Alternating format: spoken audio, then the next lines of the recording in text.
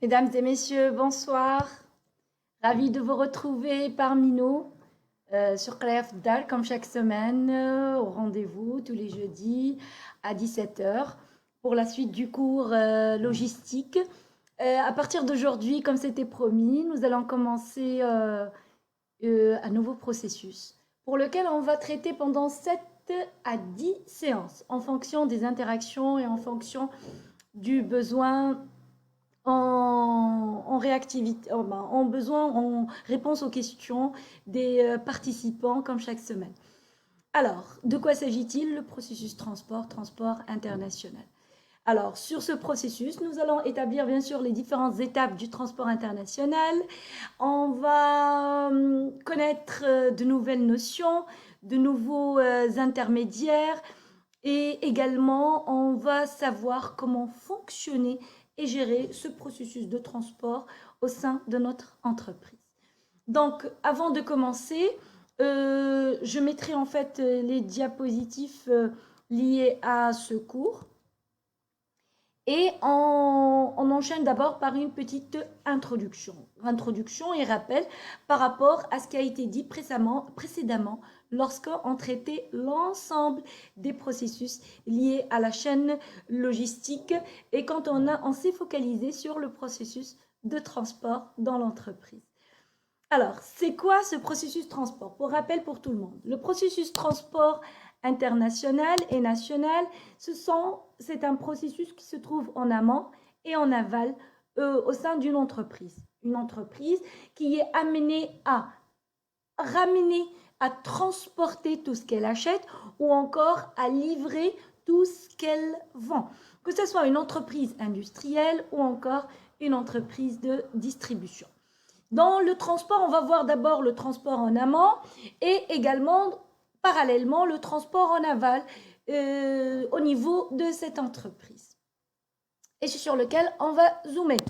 Alors justement, quels sont les différents types et modes de transport qui existent, quels qu'ils soient quel qu'il soit en fait, notre besoin, il en existe plusieurs. Il existe le transport maritime, aérien, routier, ferroviaire, fluvial et encore le transport multimodal. Le transport multimodal, c'est la combinaison de deux modes de transport ou plus. Donc, si on a deux modes de transport dans le même créneau, c'est-à-dire international ou encore national, on appelle ça un transport multimodal parce qu'on a combiné deux modes de transport ou plus. Par contre, je vais justement expliquer ces éléments-là. Supposons que nous avons deux entreprises. Des entreprises, l'une étant acheteuse, c'est-à-dire c'est une entreprise qui a acheté un produit. L'autre, c'est une entreprise qui a vendu. Forcément, entre les deux entreprises, achat-vente d'un produit physique et non pas un service, c'est-à-dire il y a eu achat-vente d'un produit. Forcément, ces deux processus auront justement lieu d'être réalisés. C'est quoi? C'est le processus transport en amont depuis le fournisseur vers le client et en aval depuis le client vers depuis le client qui devient cette fois-ci fournisseur vers son client à lui, c'est-à-dire transport aval. Alors, justement, comment se concrétisent ces deux étapes, ces deux processus plutôt? Ils se concrétisent, quel que soit le mode de transport, peu importe lequel, et quel qu'il soit en fait le pays du fournisseur et quel qu'il soit le pays du client. Il existe 7 étapes de transport international. C'est les étapes auxquelles on va ajouter deux autres étapes qui ne sont pas forcément des étapes transport, mais sont nécessaires et importantes dans la réalisation du processus de transport justement à l'international. Alors, justement, comment sont-ils réalisés ces étapes-là et dans quelle succession? Alors, d'abord, regardons un schéma global de ces étapes-là, de ces 7 étapes.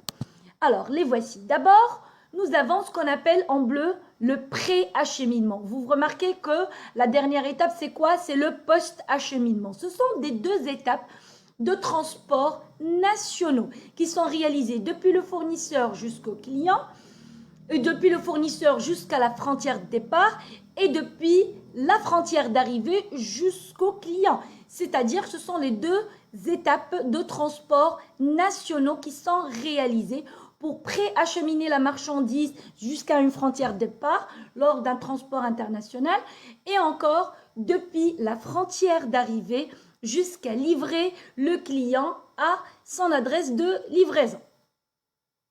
Ce sont les étapes en bleu. Ensuite, elle est suivie par quoi? Deux autres étapes que j'ai mis en jaune. Et ce sont les étapes des formalités douanières à l'export. La première étape, c'est l'étape en jaune à l'export. La deuxième, c'est à l'import. La première se fait au pays de départ et la deuxième se fait au pays d'arrivée. C'est-à-dire réalisation des formalités douanières à l'import, plus bien sûr les droits de douane et taxes, les déclarations douanières et le paiement des droits de douane. Alors, on va rentrer dans le détail de chacune de ces étapes. Suivi desquelles deux autres étapes, l'une au pays de départ et l'autre au pays d'arrivée, que j'ai mis en couleur rose. C'est quoi? C'est le chargement du transport principal, et je note bien le chargement du transport principal et non pas le chargement à n'importe quel moment. Non, c'est l'étape principale au niveau du transport international, c'est le chargement du transport principal et bien sûr son déchargement une fois arrivé au pays de destination. Qui va réaliser ces étapes-là? Par qui? Comment exploiter ça? Tout va venir. Nous sommes dans la séance, c'est la première séance du processus transport en amont et en aval. Nous sommes en train d'acquérir les notions de base. Et bien sûr, il y a le transport international qui est réalisé une fois qu'on fasse le chargement et qu'une fois qu'il termine, une fois que le marchandise arrive au pays d'arrivée pour qu'on puisse procéder au déchargement. C'est cette étape-là que vous venez de voir, c'est-à-dire le préacheminement, les formalités douanières à l'export, le chargement du transport principal, le transport principal maritime, aérien, routier, ferroviaire, fluvial ou encore multimodal, je parle international. Ensuite, il y a le déchargement de ce transport international, les formalités douanières à l'import, plus les droits de douane et taxes à l'arrivée, et finalement le post-acheminement, le transport national. À cette étape s'ajoutent deux autres étapes que j'ai mis en orange et en étoile. Il s'agit de l'emballage qui va emballer cette marchandise et sur quelle base elle va être emballée. Et ensuite, l'assurance. Et on parle de quelle assurance? C'est l'assurance du transport principal. Il s'agit de l'assurance du transport principal qui est obligatoire. Et lors de la séance des Incoterms, on va voir qu'elle est obligatoire effectivement dans 3 familles d'Incoterms. Par contre, elle n'est pas obligatoire dans la dernière famille qui est la famille D. Bien, regardons cela dans un schéma. Et je reviens vers le schéma que j'ai présenté tout à l'heure. Alors, voici le schéma qui explique tout ce que je viens de dire. D'abord, j'ai un fournisseur, peu importe, le fournisseur. Peu importe ce fournisseur, dans n'importe pays au monde. J'ai un client qui a acheté et peu importe où il est, dans n'importe quel pays au monde aussi. Entre ce fournisseur qui a vendu et cet acheteur qui a acheté, on aurait 7 étapes de transport internationaux auxquelles s'ajoutent bien sûr nos 2 étapes supplémentaires pour constituer les Incoterms ou les étapes qui seront partagées entre les 2 parties prenantes, fournisseurs-clients, sur les termes commerciaux internationaux qui seront identifiés. Alors, regardons ensemble sur mon schéma les 2 frontières. Nous avons la frontière de départ et la frontière d'arrivée. La frontière de départ, c'est la frontière à laquelle on va quitter le pays de vente. C'est-à-dire à partir du moment qu'on quitte le pays de vente, c'est là la frontière de départ. La frontière d'arrivée, c'est la frontière à laquelle on s'introduit au pays qui a acheté. Ça peut être une frontière terrestre, une frontière maritime, aérienne, routière, ou fluvial. À partir du moment que nous avons quitté la frontière de départ et jusqu'à ce qu'on arrive à la frontière d'arrivée, c'est ce qu'on appelle le transport principal. Autrement dit, c'est le transport international. Ce transport peut être, comme précédemment dit, maritime, aérien, routier, ce qu'on appelle le TIR. Dans mon schéma, vous avez vu TIR, ça veut dire transport international routier, ferroviaire ou encore fluvial. Par contre, la combinaison de deux modes de transport ou plus entre la frontière de départ et la frontière d'arrivée, ce serait défini comme étant un transport multimodal. Attention sur cette notion. Pourquoi? Je ne veux pas que quelqu'un me dise, par exemple, Madame, j'ai une exportation depuis le Maroc vers la Turquie. J'ai fait mon transport depuis Meknès jusqu'à Casablanca et depuis Casablanca en routier. Et depuis Casablanca jusqu'à Istanbul Haydarpaşa en Turquie, j'ai utilisé un transport maritime. Donc, c'est un transport multimodal. Non, il ne s'agit pas d'un transport multimodal puisque là, on a mélangé entre le national et l'international. Le multimodal international dont je parle, c'est entre la frontière de départ et la frontière d'arrivée. Il y a eu une multimodalité, c'est-à-dire on a combiné deux modes de transport différents. Pareil, au niveau du pré-acheminement, comme au niveau du post-acheminement, qui sont des transports nationaux au pays de départ, respectivement au pays de départ et au pays d'arrivée. Justement, ce sont ces transports-là, on peut les retrouver, mais nationaux. Et également, on peut trouver la multimodalité dans cette partie-là, que ce soit national pré-acheminement ou encore national post-acheminement. Alors, on va éclaircir une petite ambiguïté, malheureusement, que je la vois beaucoup au niveau des entreprises. Ou encore certaines personnes qui travaillent dans le métier, ou encore d'autres personnes qui interagissent avec ce métier font cette erreur.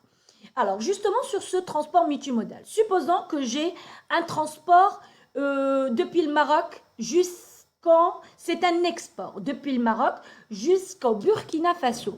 Ouagadougou au Burkina Faso. La marchandise va sortir de Bouskoura dans la région de Casablanca vers une entreprise cliente à Ouagadougou au Burkina Faso. Tout le monde se dira, une fois l'étude aurait été faite, ça serait quoi comme mode de transport international? Il s'agit d'abord, il faut bien sûr vérifier quelle serait, ça dépendra bien sûr de la marchandise transportée.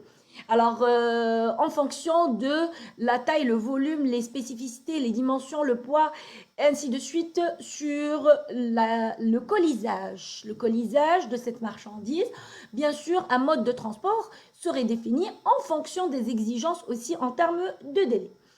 Alors, côté maritime, c'est pas possible. Tout simplement pourquoi? Parce que le Burkina Faso est un pays enclavé, il n'a pas de mer, donc il n'a pas de port. Donc, je ne peux pas faire un transport maritime. C'est-à-dire que la marchandise sort du port de Casablanca, va arriver vers le port en Burkina Faso, c'est pas possible. Dans ce cas-là, je vais faire de l'aérien. Alors, s'il s'agit de marchandises volumineuses ou encore à poids important, j'ai 75 palettes. Chaque palette, elle pèse à peu près 500 kilos de dimension spéciale. Alors, dans ce cas-là, je ne peux pas utiliser un transport aérien de fret puisque ça va coûter beaucoup plus cher et c'est en fonction par rapport à la valeur de cette marchandise. Vous allez me dire, alors dans ce cas-là, je vais utiliser le transport routier.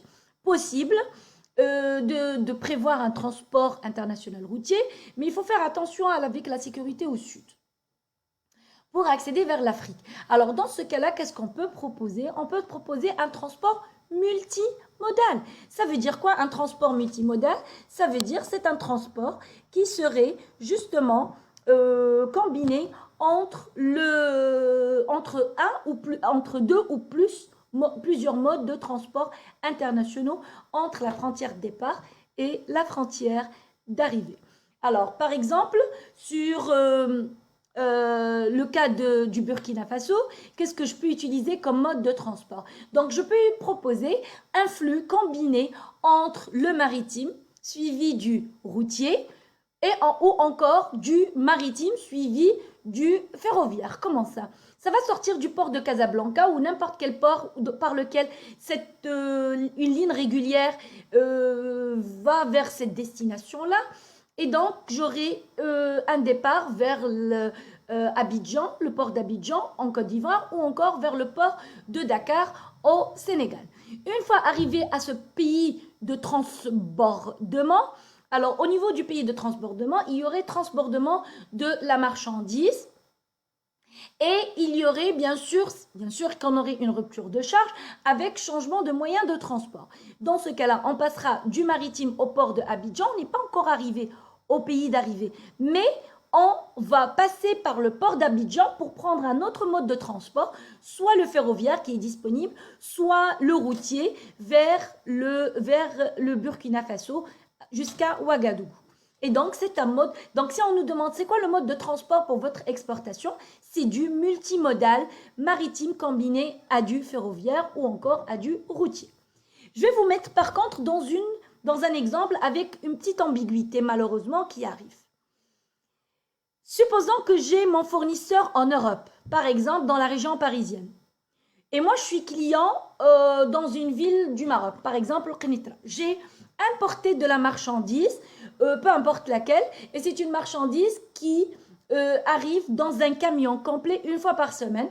Et c'est un camion qui fait son départ de la région parisienne, arrivé à Meknès 3 jours plus tard, dans le même camion. C'est-à-dire qu'il n'y a pas eu de rupture de charge. Le camion qui sort de la région parisienne, du fournisseur dans la région parisienne, c'est le même camion qui arrive à l'usine de Meknès importatrice. C'est quoi comme mode de transport international? La plupart d'entre vous va me dire « Ah non, c'est du multimodal ». Eh ben non. Figurez-vous, ça ne serait pas du multimodal puisque...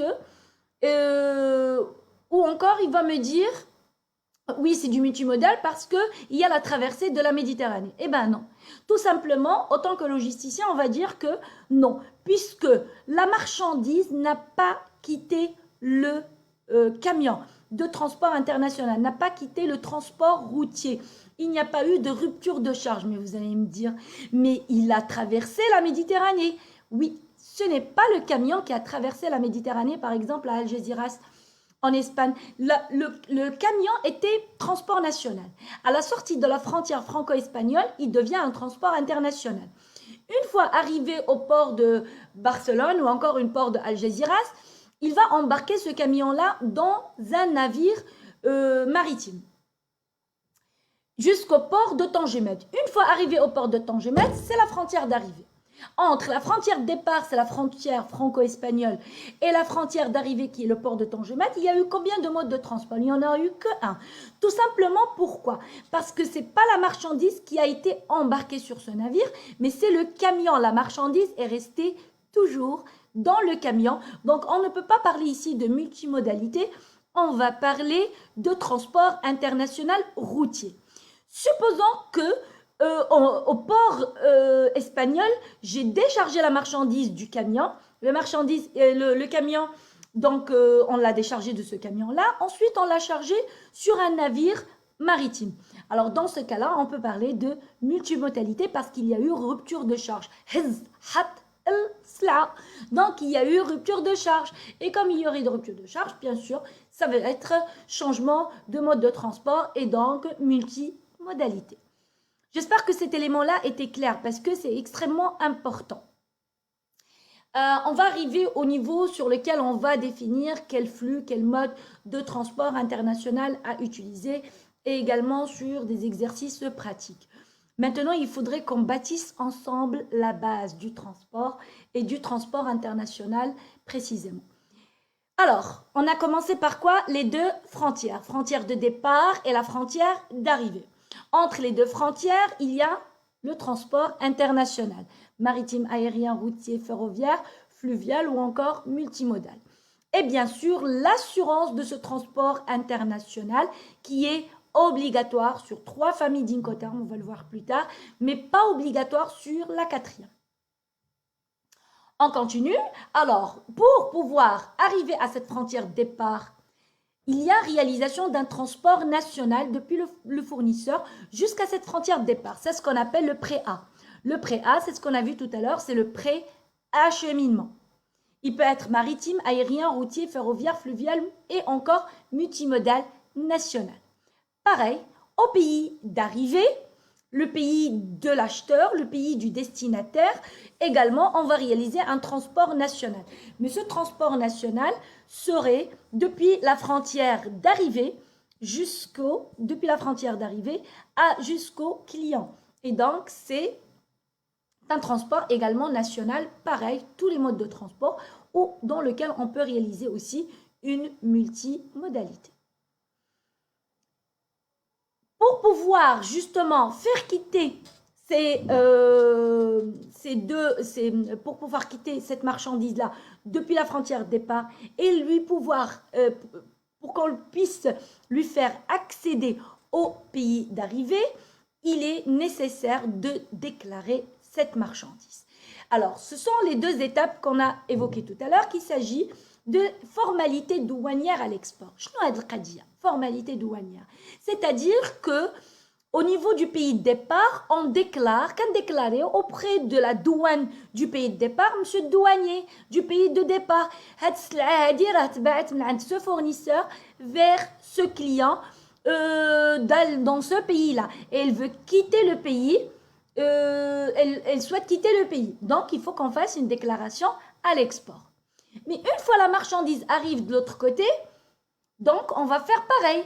On va aller auprès de la douane du pays d'arrivée, on va dire que cette marchandise-là, monsieur les douaniers, cette marchandise-là, elle a été achetée par cette entreprise au pays d'arrivée, depuis cette entreprise fournisseur au pays de départ.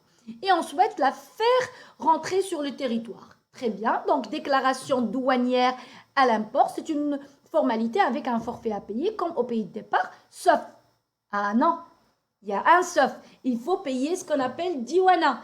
Diwana, ça veut dire quoi? Les formalités douanières, ça a été fait. Maintenant, diwana, ça veut dire dédouanement, c'est-à-dire les droits de douane et taxes. C'est ce que j'ai mis ici, DDT, droits de douane et taxes. Ben oui, bien sûr.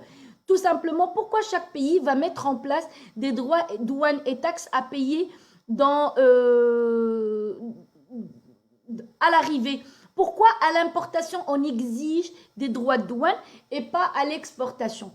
Tout simplement parce que tout pays, il encourage ces exportations. Quand on exporte, on fait rentrer de la devise et on promouvoit notre commerce national pour l'exportation à l'international et il y a une entrée de devises. Mais quand on est dans l'autre sens, c'est-à-dire importateur, c'est plutôt le contraire. C'est-à-dire qu'on favorise ramener de la marchandise de l'étranger en contrepartie du commerce national. Mais également, on fait sortir de la devise pour payer ses fournisseurs étrangers. Donc, chaque pays, pour se protéger, se met ce qu'on appelle des barrières douanières pour protéger son commerce national, mais également pour équilibrer sa balance commerciale. Plus un pays il a une balance commerciale qui est déficitaire à cause des exportations qui sont plus faibles que les importations, c'est-à-dire qu'ils importent plus qu'ils n'exportent. Malheureusement, on se retrouve avec une balance commerciale négative. Et cette balance commerciale négative induit une économie qui est très faible. Dans ce cas-là, on se met des barrières pour protéger son économie. Ceci dit, il y a certains pays, notamment le nôtre, le Maroc, qui signent ce qu'on appelle des contrats de libre-échange. Ce sont des canaux commerciaux qui favorisent les échanges entre des pays et donnent plus d'opportunités à ces pays de commercer ensemble par rapport à d'autres pays. Et donc, ces contrats de libre-échange doivent être win-win, gagnant-gagnant pour les deux côtés. Malheureusement, nous n'avons pas aujourd'hui au Maroc des exportations importantes qui rendent nos contrats de libre-échange au bénéfice du Maroc. Aujourd'hui, les contrats de libre-échange qu'on a mis en place jusqu'à aujourd'hui, ils sont extrêmement importants et intéressants, sauf qu'ils sont en quantité plus intéressante qu'en termes de valeur, parce que la valeur de ce qu'on exporte n'est pas aussi importante que celle aujourd'hui qu'on importe. Et les deux dernières étapes, alors on a vu quoi? On a vu le transport international, on a vu le préacheminement et le post-acheminement qui sont les transports nationaux. On a vu les formalités douanières à l'export et à l'import, plus les droits de douane et taxes. Et bien sûr, il nous faut le chargement au départ et le déchargement à l'arrivée. Attention, je le répète et je le réitère. Je parle ici du chargement du transport international, principalement, soit l'avion, soit le camion, soit le train, soit les deux, s'il y en a une multimodalité, du transport principal. Ce sont les étapes les plus importantes parce qu'après, on serait bien sûr amené à avoir des responsabilités à prendre sur ces étapes-là, que ce soit par rapport aux fournisseurs, que ce soit par rapport aux clients. Donc, je parle ici du chargement et du déchargement à l'arrivée du transport international. Et avec cela, je me retrouve avec les 7 étapes, auxquelles je vais rajouter les 2 autres étapes principales également pour constituer les étapes des Incoterms qui sont l'emballage. L'emballage se fait toujours et toujours serait à la responsabilité du fournisseur. Tous les fournisseurs prennent en charge dans le prix de vente à l'international l'emballage. Maintenant, ceci dit, ce qui reste à bien définir dans le contrat de vente, qu'est-ce qu'on entend par emballage? Est-ce que c'est juste l'emballage du produit ou c'est l'emballage, c'est-à-dire le carton sur la palette, ou c'est la palette, c'est l'emballage de la palette, ou encore c'est la palette dans le camion du transport national? Tout cela, il a une seule réponse. Ça dépend. Ça dépend de quoi? De ce qui a été défini dans le contrat entre toujours le fournisseur et le client. Maintenant, la question qui va se poser. On sait très bien que toutes ces étapes-là, les 9, vont être réalisées soit par le fournisseur, soit par le client. Et cela dépendrait des Incoterms qui vont être négociés. Ça, c'est clair. Mais on fait appel à qui pour réaliser ces étapes-là? Que je sois fournisseur qui doit exporter ou un client qui doit importer. Et certaines étapes où l'ensemble de ces étapes sont dans ma partie, c'est-à-dire ma partie du contrat d'achat ou de vente, je dois faire appel à qui? À ce qu'on appelle des intermédiaires. C'est qui ces intermédiaires-là? Ce sont les prestataires logistiques. Ce sont les différents prestataires logistiques à qui on fait appel pour réaliser toutes ces étapes-là. Par exemple, on commence par le commencement. Pour le pré-acheminement et le post-acheminement, on fait appel à un transporteur national.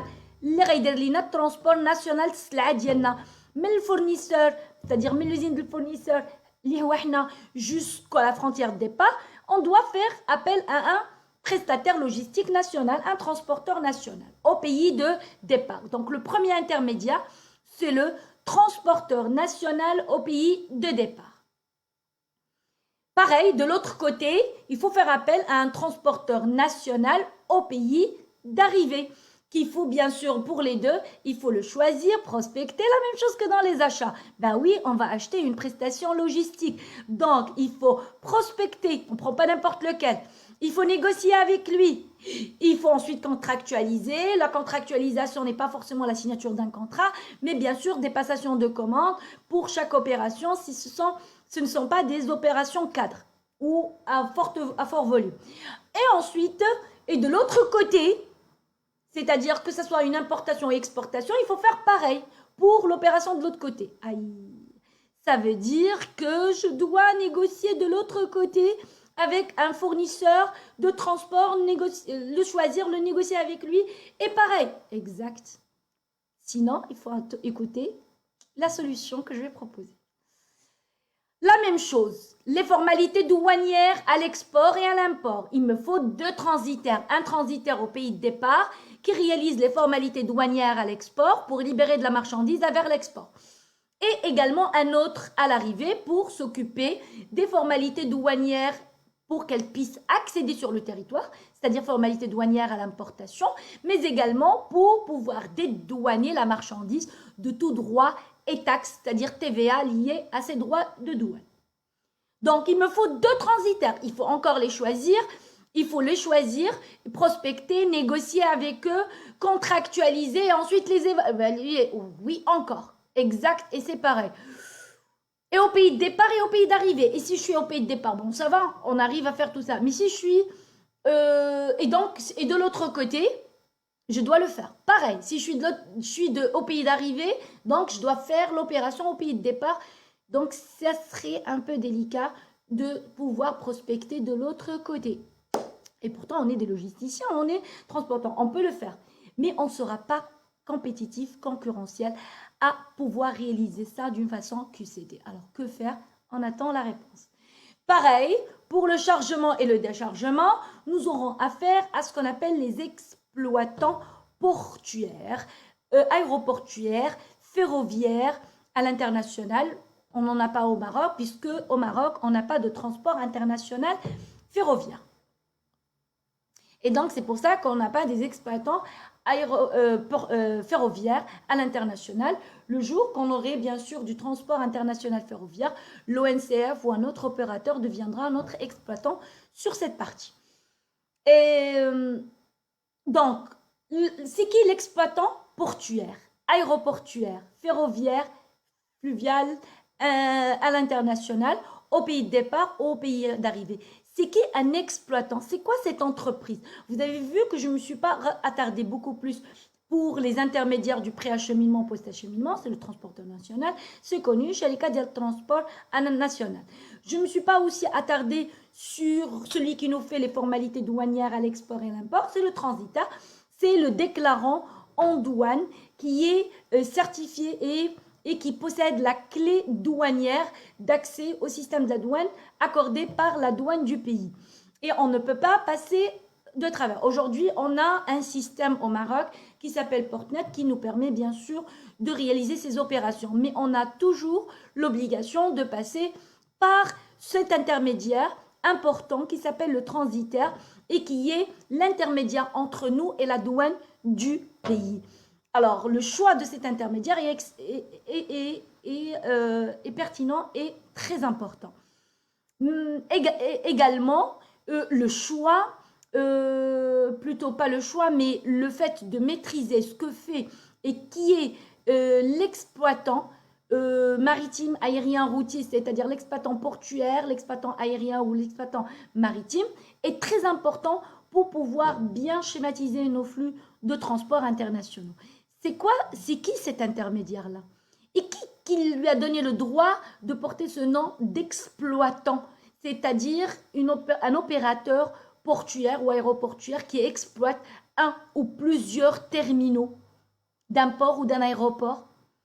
Pour combien? Pour une durée de combien? Suite à quoi? Et quelles sont les activités de cet intermédiaire-là? Alors, si on souhaite justement avoir les informations sur ces différents intermédiaires, mais encore celui du transport international, et comment je peux réaliser tout cela sans avoir affaire à ce nombre important d'intermédiaires qui peut aller jusqu'à 9 intermédiaires à traiter avec eux pour chaque opération. On ne va pas le faire, mais il y a une solution pour pouvoir mieux le faire. Si vous voulez le savoir, c'est ce qu'on va discuter ensemble et définir ensemble pour la séance numéro 16, Inch'Allah, pour jeudi prochain à 17h à la même heure.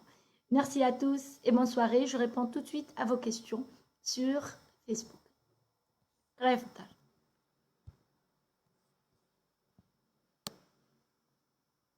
Bonjour Lala Hanan. Très ravie et très heureuse que tu sois parmi nous. Merci. Bonjour, Monsieur Khalid. Bonjour. Merci, Monsieur Amjad. C'est gentil. Merci. C'est une initiative de Qraya Dar qui a pris naissance au début du confinement. Et on nous appelle, nous, les marathoniens, tout simplement parce qu'on est là pour justement continuer sur des cours de spécialité, notamment celui-là qui est de la logistique. Voilà, je ne vois pas qu'il y ait beaucoup de questions par rapport à la séance d'aujourd'hui. Donc voilà, donc n'hésitez pas à être parmi nous pour la suite de ce cours très passionnant qui va commencer petit V et qui va aller moyen V et grand V lors des séances prochaines sur lesquelles on va terminer bien sûr la séance 16, on va terminer les différents intermédiaires, que ce soit pour l'exploitation, mais encore pour qui réalise le chargement et les déchargements, mais encore pour le transport principal, maritime, aérien, routier, ferroviaire. Et bien sûr, on va découvrir le métier de qui? du freight forwarder. Le freight forwarding qui est le métier qu'adorent bien sûr les logisticiens dans le transport. Prenez soin de vous et au plaisir de vous retrouver, Inch'Allah, la semaine prochaine, même heure. Au revoir.